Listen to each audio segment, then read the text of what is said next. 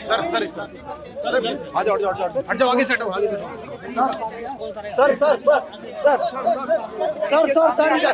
Sir इधर। दिल्ली में जितने भी बच्चे हैं उन सब बच्चों को मैं अपना बच्चा मानता हूं। जितने भी दिल्ली के लोगों के बच्चे हैं, गरीबों के बच्चे हैं, अमीरों के बच्चे हैं, मिडिल क्लास के बच्चे हैं, उन सबको मैं अपना बच्चा मानता हूं।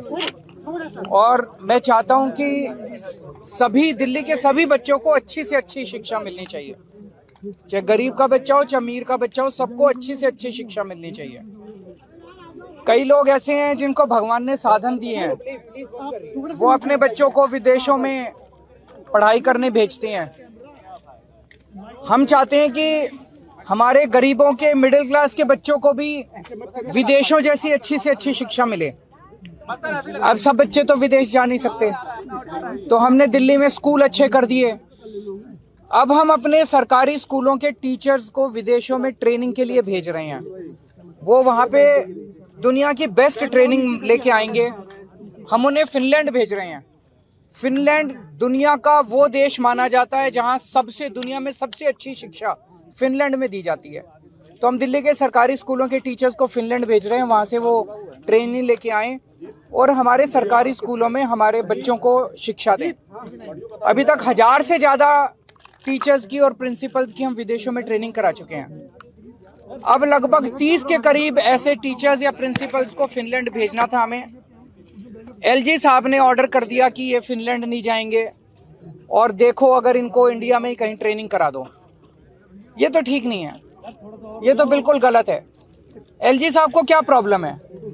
दिल्ली के लोगों की चुनी हुई सरकार, दिल्ली के बच्चे, दिल्ली के लोगों का टैक्स का पैसा, दिल्ली के लोगों के पैसे से उनको टीचर्स को ट्रेनिंग के लिए भेज रहे हैं। एलजी साहब क्यों रोक रहे हैं? एलजी साहब रोकने वाले कौन होते हैं? एलजी साहब क्यों रोक रहे हैं टीचर्स की ट्रेनिंग को? मुझे बहुत ज्यादा दुख हुआ इस बात से कि एलजी साहब दिल्ली के लोगों की बच्चों को अच्छी शिक्षा नहीं दिलवाना चाहते। मैं आपको सुप्रीम पर पकड़ना एक बार, मैं सुप्रीम कोर्ट का ऑर्डर लेके आया हूँ। ये सुप्रीम कोर्ट का ऑर्डर है, ये देखो, सारे जने कैमरे पे दिखा दो। ये सुप्रीम कोर्ट का ऑर्डर है।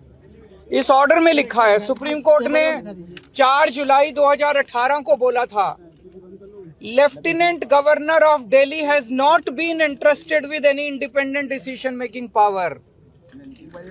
ये देखो, इसमें क्या है? ये सुप्रीम कोर्ट ने कहा है लेफ्टिनेंट गवर्नर को कोई भी स्वतंत्र निर्णय लेने का अधिकार नहीं है।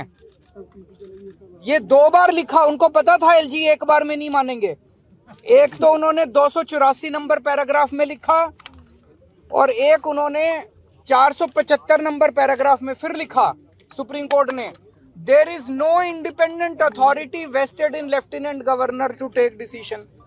इसमें लिखा हुआ है कि लेफ्टिनेंट गवर्नर स्वतंत्र रूप से कोई निर्णय नहीं ले सकते।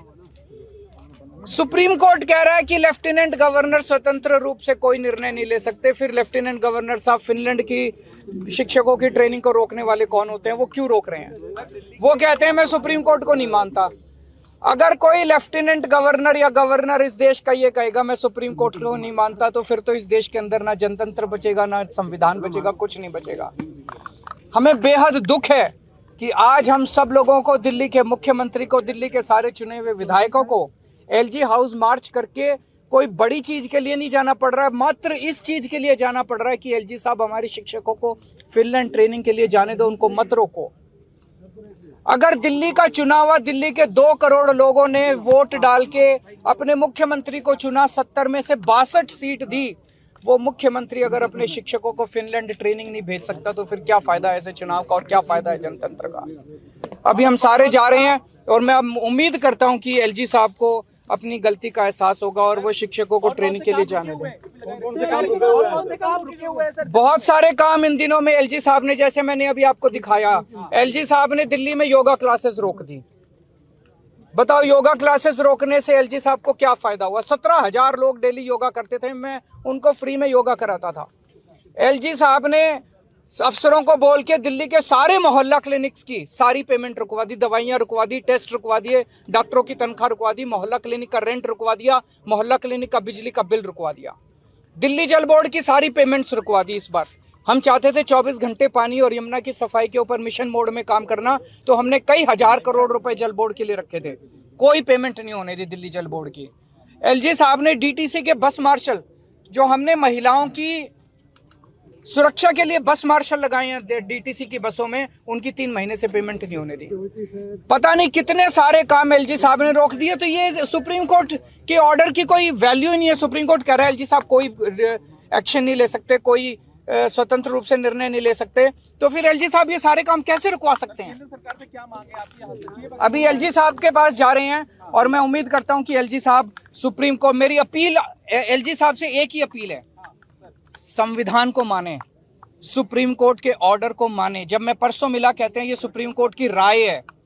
मैं एलजी साहब से कहूंगा एक अच्छा एडवाइजर रखें जो संविधान समझता हो और जो कॉन्स्टिट्यूशन और सुप्रीम कोर्ट को समझता हो। एलजी, सुप्रीम कोर्ट के ऑर्डर सुप्रीम कोर्ट की राय नहीं होती है। सुप्रीम कोर्ट के ऑर्डर सबके ऊपर बाध्य होते हैं, बाइंडिंग होते हैं। सीधे यहीं से चल रहे हैं।